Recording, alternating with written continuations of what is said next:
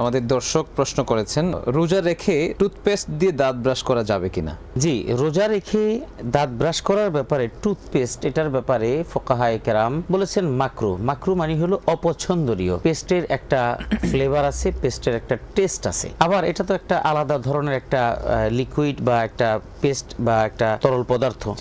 যদি বেখেয়ালে গলার ভিতরে ঢুকে যায় তাহলে রোজার ভেঙে যাওয়ার প্রবল সম্ভাবনা আছে। এই জন্য উলামায়ে কেরাম মাহে রমাদানে সিয়ামরত অবস্থায় পেস্ট ব্যবহার করার ব্যাপারে নিরুৎসাহিত করেন। তবে পেস্ট দিয়ে যদি কেউ দাঁত মাজে তাহলে তার রোজার কোনো ক্ষতি হবে না। আমি আবার বলছি, এটা অপছন্দ করেন এই জন্য যে এটা যদি হঠাৎ গলার ভিতরে চলে যায় বা দাঁত মাজার বিভিন্ন অপরচুনিটি আছে, তো এমন যদি হয় তাহলে ভেঙে যাওয়ার প্রবল সম্ভাবনা থাকে, সে কারণে এটাকে এড়িয়ে চলাটা ভালো।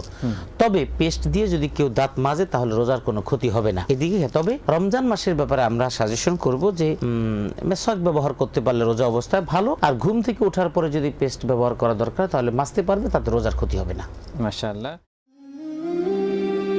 হেভেন টিভি, জান্নাতি আহ্বানী প্রতিক্ষণ।